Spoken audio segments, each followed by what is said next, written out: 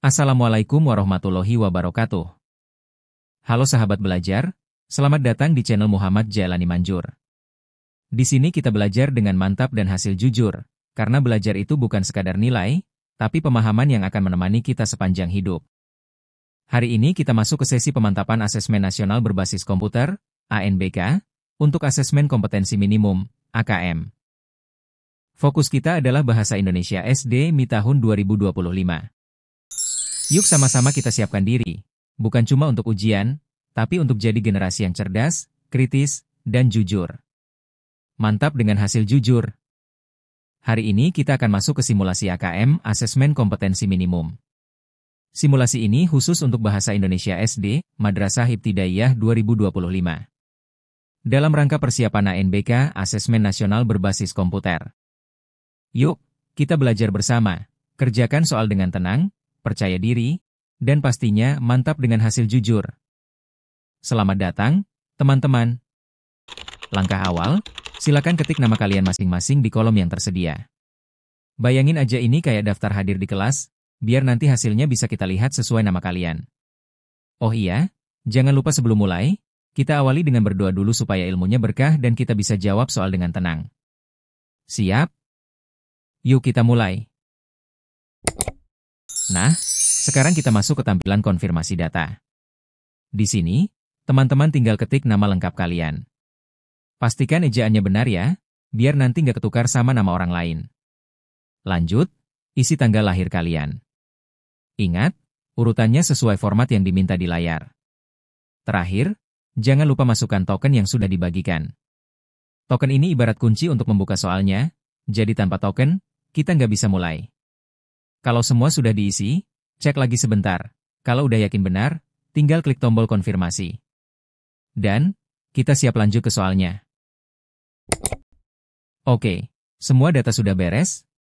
Nama sudah, tanggal lahir sudah, token juga sudah masuk. Mantap! Sekarang, yuk kita mulai. Teman-teman tinggal klik tombol, mulai, di layar, dan kita akan langsung masuk ke soal pertama. Ingat, kerjakan dengan tenang, baca soalnya pelan-pelan, dan nikmati proses belajarnya. Mari kita mulai. Sebelumnya kita akan membaca sebuah cerita menarik berjudul Kisah Kutu di Negeri Rambut. Dengarkan baik-baik ya, karena setelah cerita ini, akan ada soal simulasi AKM Asesmen Kompetensi Minimum untuk kalian semua. Siap? Yuk kita mulai. Kisah Kutu di Negeri Rambut. Di suatu negeri yang subur, kutu berkumpul. Ada ribuan telur kutu di sekitar rambut panjang Ajeng. Ajeng kurang menjaga kebersihan. Ia sering menggaruk kepalanya karena gatal. Para kutu sudah semakin banyak. Mereka ingin mencari negeri baru. Tak jarang rambut teman-teman Ajeng menjadi korban. Teman-teman Ajeng menjadi risih. Ketika Ajeng mulai menggaruk rambut, mereka menjauhinya. Ajeng merasa sedih. Akhirnya ia memutuskan berkeramas dan memotong rambutnya. Para kutu sangat marah.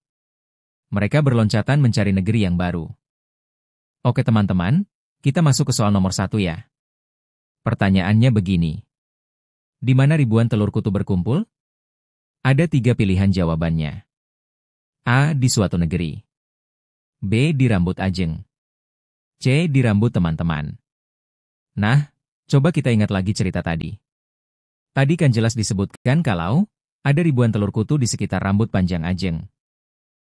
Berarti jawaban yang paling tepat adalah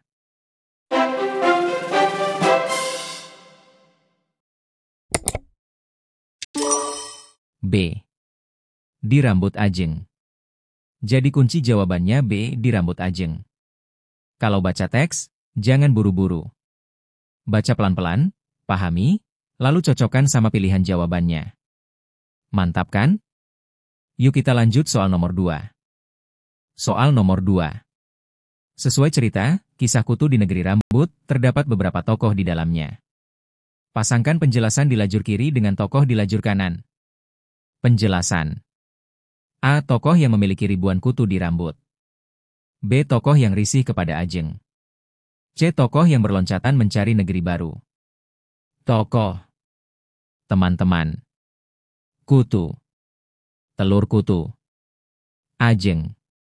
Berarti jawaban yang paling tepat adalah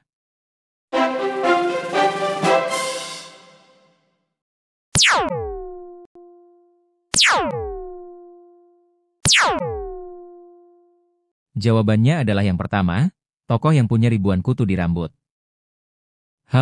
Siapa coba? Tadi jelas ada di teks, yaitu rambut panjangnya Ajeng. Jadi A, jawabannya Ajeng. Lalu yang kedua, tokoh yang risih kepada Ajeng. Kira-kira siapa tuh? Betul, teman-temannya. Kan mereka nggak nyaman karena Ajeng kurang menjaga kebersihan. Jadi B, jawabnya teman-teman. Terakhir, tokoh yang berloncatan cari negeri baru. Ini gampang ya, tentu saja kutu. Karena jumlahnya makin banyak dan mereka mau cari tempat lain. Jadi C, jawabnya kutu. Nah, selesai deh. Jadi pasangan yang benar adalah A, pasangannya Ajeng, B, pasangannya teman-teman, C, pasangannya kutu. Mantap kan? Yuk kita lanjut ke soal nomor 3. Oke guys, kita lanjut ke soal nomor 3 ya. Pertanyaannya gini, mengapa teman-teman Ajeng merasa risih kepadanya? Ingat ya, jawabannya bisa lebih dari satu. Yuk kita cek satu persatu. Pilihan A, rambut Ajeng panjang. Punya rambut panjang sih nggak masalah ya, itu bukan alasan orang lain risih. Jadi A bukan jawaban yang tepat. Pilihan B, Ajeng sering menggaruk kepala. Nah, ini bisa bikin orang risih, apalagi kalau di kelas, kebayang nggak kalau ada teman yang terus-terusan garuk-garuk kepala? Hehe. Jadi ini benar. Pilihan C, rambut Ajeng banyak kutu. Yes, ini juga alasan kuat kenapa teman-temannya jadi risih. Karena rambutnya kotor dan penuh kutu. Jadi jawaban yang benar adalah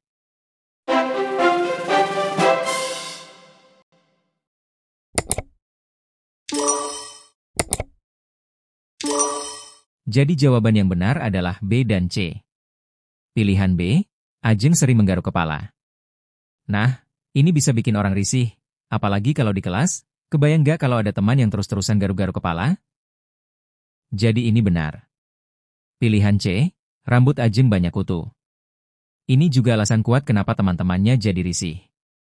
Karena rambutnya kotor dan penuh kutu. Sekarang kita akan membaca sebuah teks berjudul 3 jenis rempah, apakah kamu bisa membedakannya?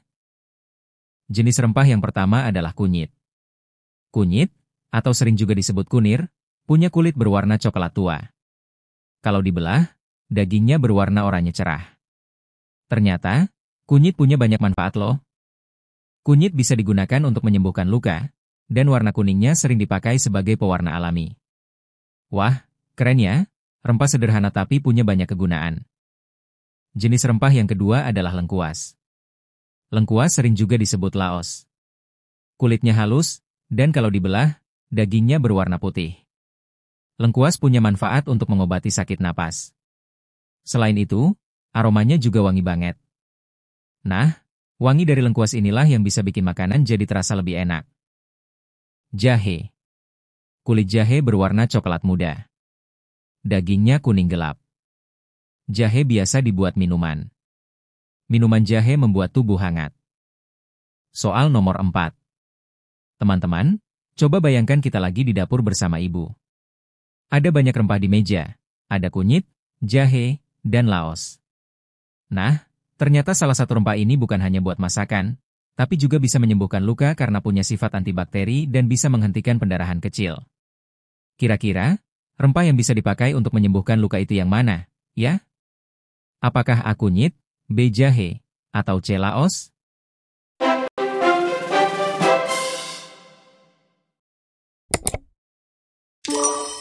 Jawaban soal nomor 4 adalah A. Kunyit. Kunyit mengandung zat kurkumin yang berfungsi sebagai antiinflamasi, antibakteri, dan mempercepat penyembuhan luka. Jadi, rempah yang dapat menyembuhkan luka adalah kunyit. Oke, kita lanjut ke soal nomor 5 ya. Informasi apa yang dapat kamu peroleh dari teks tersebut? Klik pada setiap pilihan jawaban benar. Jawaban benar lebih dari satu. A. Rempah sebagai bahan makanan pokok Indonesia. B. Rempah sebagai campuran masakan dan bahan minuman. C. Rempah sebagai bahan obat bagi masyarakat. Jawaban yang paling tepat adalah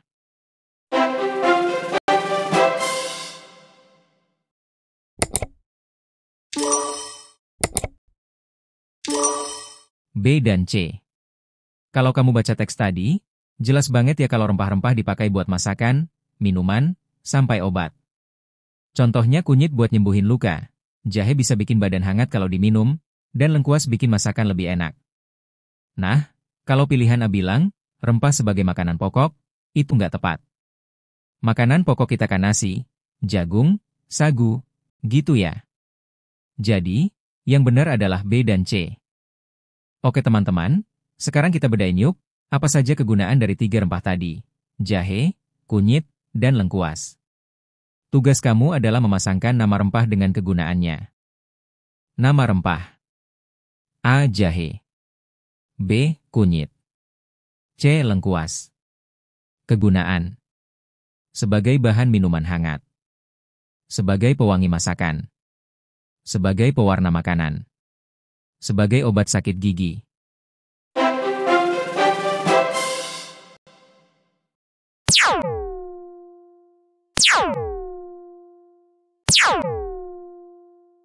Jawaban yang paling tepat adalah A. Jahe sebagai bahan minuman hangat. B. Kunyit berguna untuk pewarna makanan. C. Lengkuas bermanfaat untuk pewangi masakan. Soal nomor 7. Sekarang kita coba pikirin ya, kira-kira gambar apa yang perlu ditambahkan biar teks tentang rempah tadi jadi makin jelas? Yuk kita cek satu persatu. Pernyataan A, gambar makanan atau minuman dari rempah. Pernyataan B, gambar penyakit yang disebabkan rempah. Jadi, jawabannya adalah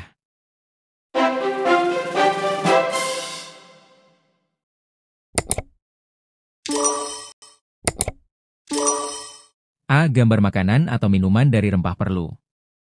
B. Gambar penyakit yang disebabkan rempah tidak perlu. Penjelasan. Pernyataan A, gambar makanan atau minuman dari rempah. Nah, ini perlu banget. Kenapa? Karena di teks disebut kalau jahe cocok buat minuman, kunyit bisa jadi pewarna makanan, dan lengkuas bikin masakan wangi. Jadi kalau ada gambar makanan atau minuman, teksnya makin gampang kamu pahami. Pernyataan B, gambar penyakit yang disebabkan rempah. Ini tidak perlu ya. Soalnya di teks nggak ada info kalau rempah bikin penyakit. Malah sebaliknya, rempah punya manfaat buat masakan, minuman, dan obat. Jadi gambar penyakit justru bikin bingung. Berikutnya, bacalah teks cerita berikut. Menjaga bumi Benny dan Wawan tengah bermain di halaman belakang. Ayah membawa tempat sampah bertuliskan, sampah organik. Wawan dan Benny mendekati ayah. Ayo bantu ayah potong-potong sampahnya, ajak ayah. Ayah, Benny, dan Wawan memotong sampah menjadi bagian-bagian kecil agar mudah terurai. Kemudian sampah yang telah dipotong dimasukkan ke dalam tong yang telah disiapkan. Tidak lupa ayah menambahkan sedikit air dan menutup tong dengan rapat. Tolong buka tong nomor 3 ya Ben, pinta ayah. Tidak mau, tolak Benny. Itu sudah lebih dari 7 hari. Komposnya sudah jadi. Tidak bau lagi seperti kemarin, jelas ayah sambil tersenyum. Soal nomor 8. Kenapa sih kalau kita bikin kompos, sampahnya perlu dipotong-potong kecil? Jawabannya adalah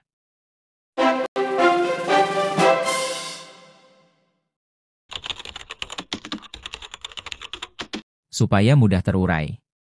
Kilauan logikanya gini, semakin kecil potongan sampahnya, semakin luas permukaan yang bisa disentuh sama mikroorganisme. Nah, mikroorganisme ini yang ngebantu proses penguraian. Jadi kalau sampah dipotong kecil-kecil, mereka lebih gampang kerja, dan kompos pun jadi lebih cepat terbentuk. Soal nomor 9. Kenapa sih tong sampah untuk kompos itu perlu dibuka sebentar? Pilihan jawabannya. A. Agar kompos tidak berair. B. Agar kompos tidak rusak. C. Agar kompos tidak bau. D. Agar mudah terurai. Jadi, jawabannya yang paling tepat adalah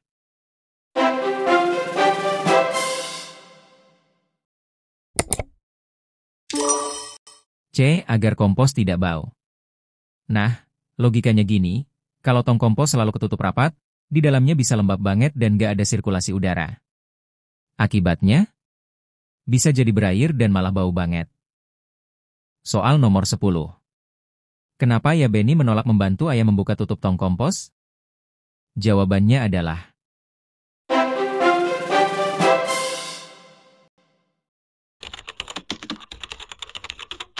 Benny tidak menyukai bau pupuk kompos. Bayangin deh, kamu lagi dekat tong kompos yang penuh sampah organik, pasti baunya agak kuat kan?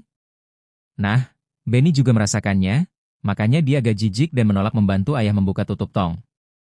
Jadi, kadang orang menolak bukan karena malas, tapi karena bau yang tidak enak.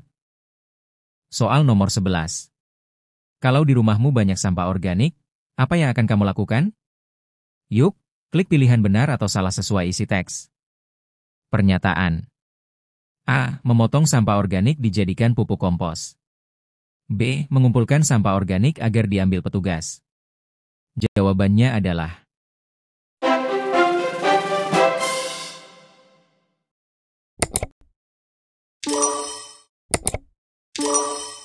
pernyataan. A. Benar. B. Salah. Kalau kamu baca teksnya, Benny dan Wawan diajari ayah buat mengolah sampah organik jadi kompos dengan cara memotong-potong kecil.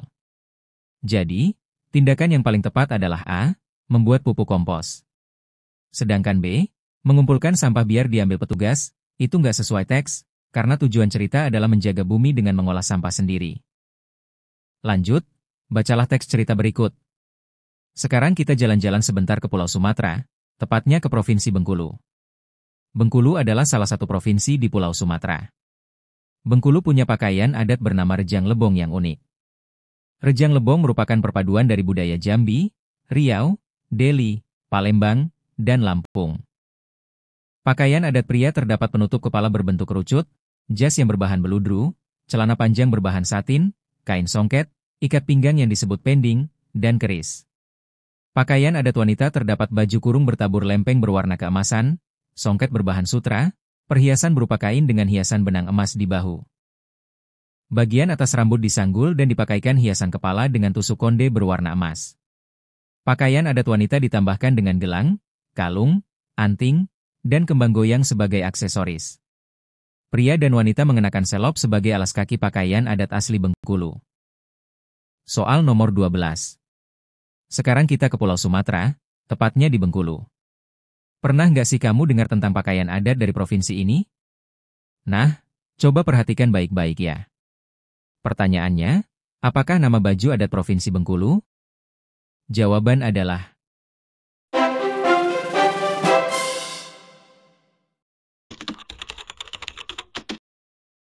Rejang Lebong. Kalau kamu baca teks sebelumnya, jelas banget disebutkan bahwa Bengkulu punya pakaian adat bernama Rejang Lebong. Jadi gampang banget, cukup ingat nama dan asalnya, Rejang Lebong dari Bengkulu.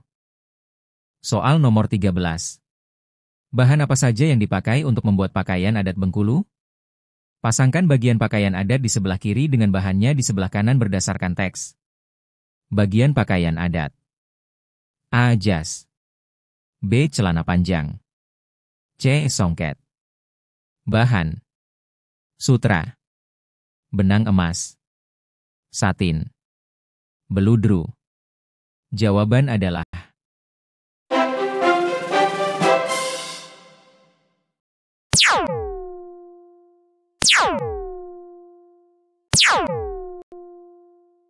A. Jas terbuat dari beludru. Kenapa? Jas terlihat mewah dan lembut, makanya pakai beludru. B. Celana panjang terbuat dari satin. Celana panjang biar nyaman tapi tetap mengkilap, satin pilihan tepat. C. Songket terbuat dari sutra. Songket Bengkulu terkenal cantik karena sutra sebagai kain dasar. Soal nomor 14. Mengapa pakaian adat Bengkulu unik? Klik pada pilihan benar atau salah untuk setiap pernyataan berdasarkan isi teks. Pernyataan. A. Berasal dari percampuran budaya daerah lain di Sumatera. B. Banyak aksesoris yang ditambahkan di pakaian adat wanita. Jawaban adalah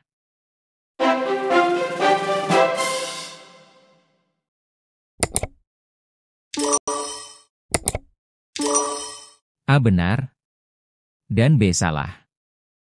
Bacalah teks cerita berikut. Judul cerita, Jagung untuk Raja. Ceritanya begini.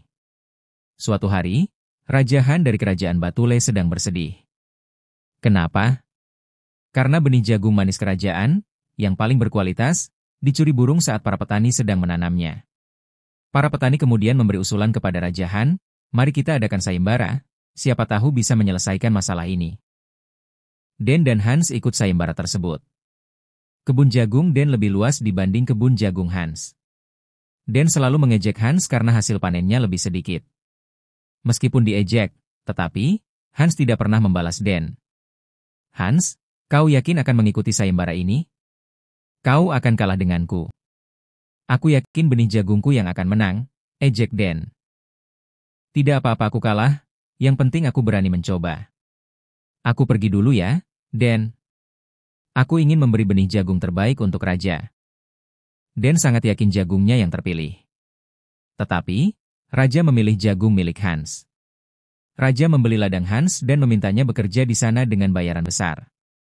Yang mulia, bisakah kau membeli ladang Den? Saya ingin berbagi kebahagiaan dengannya. Biar dia menanam benih dari ladang saya. Raja tampak berpikir. Baiklah, aku setuju. Hans berterima kasih pada Raja Han dan berpamitan. Sampai di luar, Den langsung memeluk Hans. Terima kasih, Hans. Kau baik sekali. Maafkan aku yang selalu mengejekmukmu. Kau sudah kumaafkan. Sekarang, kita berteman, ya? Mari kita pulang. Den dan Hans pun pulang. Sejak saat itu, mereka menjadi teman baik. Soal nomor 15. Siapa yang memenangkan sayembara? Pilihan jawaban. A. Raja Han. B. Petani kerajaan. C. Den. D. Hans. Jawaban yang paling tepat adalah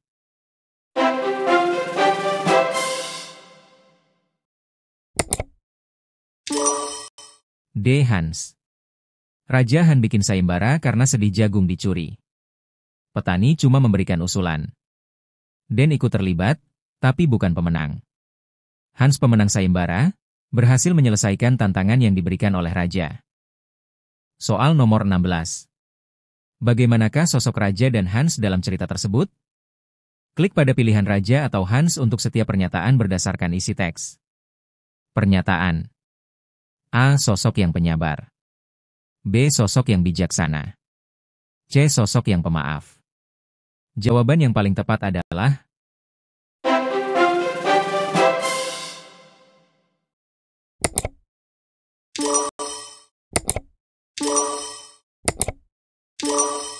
A. Sosok yang penyabar adalah Hans.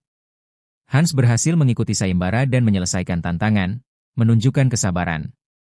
B. Sosok yang bijaksana adalah Raja. Raja Han mengadakan sayembara untuk mencari solusi masalah jagungnya.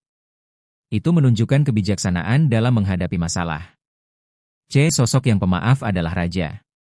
Meskipun benih jagungnya dicuri burung, Raja tetap mencari solusi dengan bijak dan tidak marah, menunjukkan sifat pemaaf. Soal nomor 17. Saat ulangan harian, temanmu mendapat nilai yang lebih bagus darimu. Apa yang akan kamu lakukan? Pilihan jawaban. A. Memberinya selamat karena ia berhasil mendapat nilai yang bagus. B. Mengikuti cara belajarnya agar bisa mendapat nilai yang bagus juga. C. Merasa iri hati melihat keberhasilan teman lain mendapat nilai baik.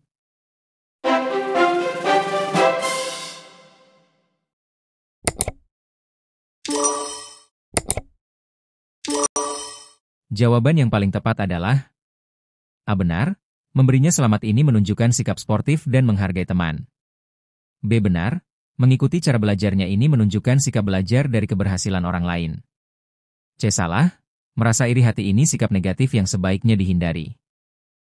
Teman-teman, pernah nggak sih kalian merasa senang hanya karena melihat senyuman orang lain? Nah, itu salah satu contoh dari budaya 5S. Budaya 5S. Apa itu budaya 5S? Budaya 5S, senyum, salam, sapa, sopan, dan santun, merupakan suatu sikap yang dilakukan oleh seseorang ketika sedang berkomunikasi kepada orang lain.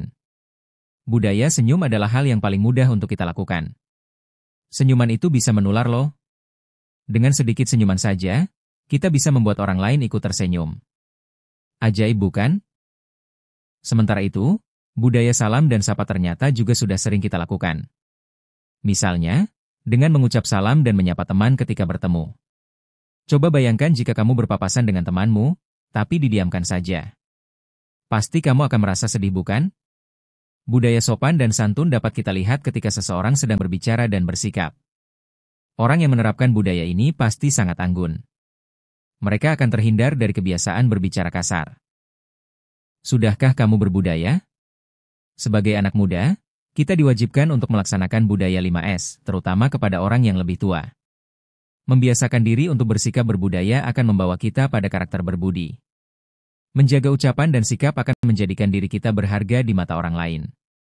Terbiasa menjalankan sikap berbudaya akan membuat kita dihargai oleh orang lain.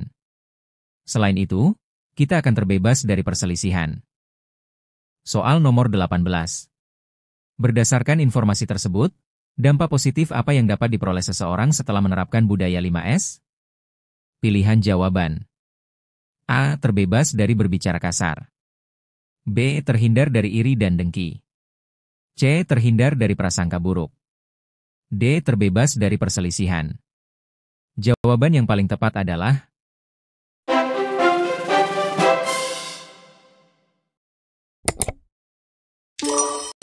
D. Terbebas dari perselisihan. Budaya 5S, senyum, salam, sapa, sopan, santun, membuat kita lebih ramah dan menghormati orang lain. Dengan sikap yang ramah, komunikasi jadi lancar, orang lain senang berinteraksi, dan perselisihan bisa dihindari. Jadi, efek langsung dari menerapkan 5S adalah terbebas dari perselisihan. Soal nomor 19. Seseorang yang sudah menerapkan budaya sopan santun akan terlihat pada caranya ketika berbicara dan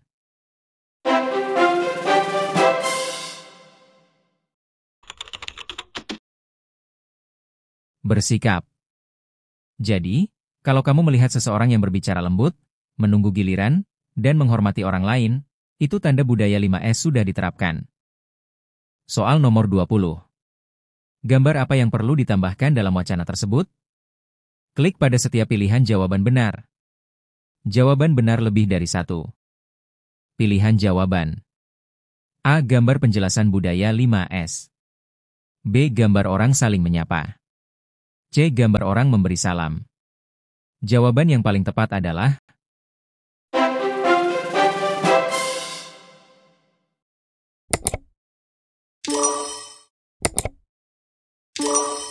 B dan C. B. Gambar orang saling menyapa. C. Gambar orang memberi salam. B. Menunjukkan budaya sapa secara nyata dalam kehidupan sehari-hari. C. Menunjukkan budaya salam yang jelas dan mudah dipahami. Selanjutnya kita akan belajar tentang berkebun. Berkebun itu artinya menanam dan merawat tanaman. Supaya berkebun lebih menyenangkan, langkah pertama adalah memilih tanaman yang kita sukai. Kalau kamu suka tanaman yang indah, kamu bisa menanam bunga matahari. Kalau kamu suka tanaman yang berbuah, kamu bisa menanam tomat ceri. Dengan memilih tanaman yang kamu sukai, berkebun jadi lebih seru, menyenangkan, dan gak membosankan. Bayangkan sendiri, ketika tanaman yang kamu tanam tumbuh subur, kamu pasti senang melihatnya dan ingin merawatnya terus. Kedua, pakai alat berkebun khusus. Misalnya, alat penyiram tanaman atau sekop mini.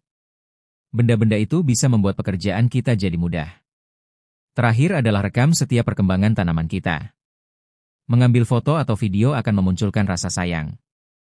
Merawat tanaman yang kita sayangi akan terasa menyenangkan. Soal nomor 21. Pasangkan urutan cara berkebun yang menyenangkan dengan kegiatannya. Urutan. A. Cara pertama. B. Cara kedua. C. Cara ketiga. Kegiatan. Pakai alat berkebun khusus. Pilih jenis tanaman yang disukai. Pilih tanaman yang berbuah saja. Rekam setiap perkembangan tanaman. Jawaban yang paling tepat adalah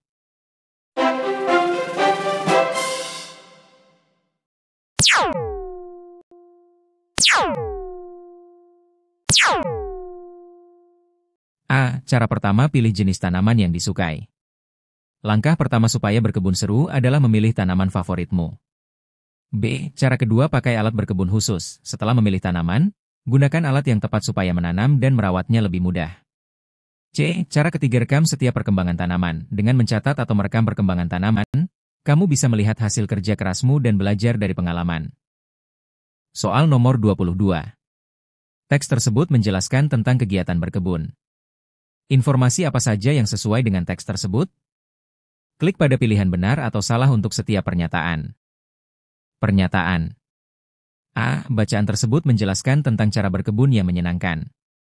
B. Bacaan tersebut menjelaskan tentang cara memilih tanaman yang baik. Jawaban yang paling tepat adalah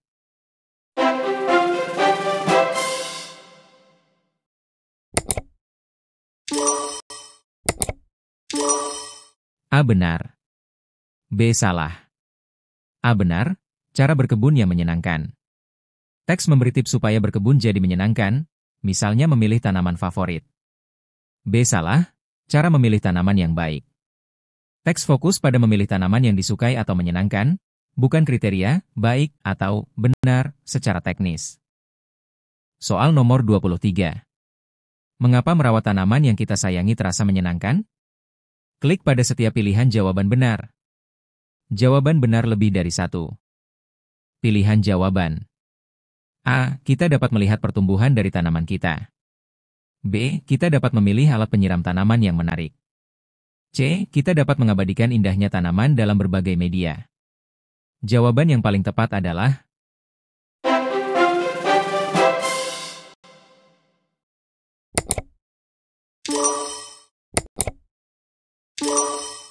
A. Benar. B. Salah. C. Benar. A. Kita dapat melihat pertumbuhan dari tanaman kita. Pernyataan ini benar. Saat tanaman tumbuh, kita merasa senang dan bangga karena hasil kerja kita terlihat nyata. B. Kita dapat memilih alat penyiram tanaman yang menarik. Pernyataan ini salah. Alat memang membantu, tapi kesenangan utama bukan karena alat, melainkan karena proses merawat dan melihat tanaman tumbuh. C. Kita dapat mengabadikan indahnya tanaman dalam berbagai media. Pernyataan ini benar. Mencatat atau memfoto tanaman membuat kita mengapresiasi hasil kerja dan keindahan tanaman. Bacalah teks cerita berikut. Jaket Abida. Atta meminjam jaket Abida tanpa izin. Padahal Atta tahu, jika meminjam jaket Abida harus izin. Siang itu, Atta sedang belajar melukis di rumah menggunakan jaket Abida. Abida sedang belajar kelompok di rumah temannya. Atta tidak berhati-hati sehingga jaket Abida kotor. Atta takut dan menyembunyikan jaket Abida di bawah tempat tidur. Abida berlari ke ruang tamu. Ayah sedang bersantai. Abida mengadu ke ayah sambil menangis karena jaketnya hilang. Atta tidak suka melihat Abida seperti itu. Atta mencuci jaket Abida. Ternyata warna jaket Abida malah berubah. Abida akhirnya tahu dan marah kepada Atta. Ibu mengetahui keresahan Atta. Jadi, ibu menyuruh Atta untuk meminta maaf kepada Abida. Aku minta maaf Abida, kata Atta dengan suara kecil dan tertunduk. Atta ingin memperbaiki jaket Abida. Akhirnya, Atta melukis pelangi di jaket Abida. Abida tersenyum lebar karena jaket Abida menjadi cantik. Soal nomor 24. Apa yang sedang dilakukan Atta dan Abida siang itu? Klik pada setiap pilihan jawaban benar. Jawaban benar lebih dari satu. A. Atta sedang belajar melukis di rumah. B. Atta sedang bersantai di ruang tamu. C. Abida sedang belajar kelompok di rumah temannya.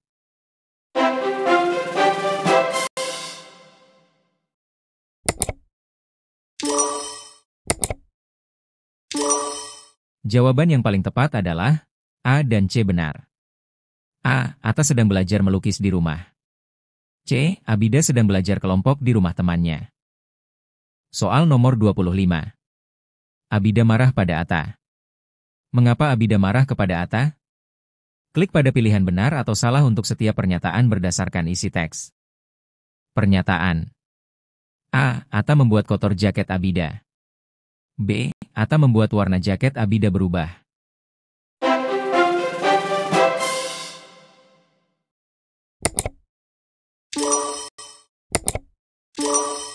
Jawaban yang paling tepat adalah A. Benar. B. Benar. A. Ata membuat kotor jaket Abida. Benar. B. Ata membuat warna jaket Abida berubah. Benar. Terima kasih telah berpartisipasi dalam tes ini. Silahkan tekan tombol merah yaitu subscribe, tekan loncengnya, dan share sebanyak-banyaknya sehingga video ini berguna bagi orang banyak. Bila ingin lihat soal yang lainnya silahkan kunjungi di bagian playlist Muhammad Jailani Manjur. Terima kasih sudah menyimak hingga akhir dan sampai jumpa lagi. Wassalam.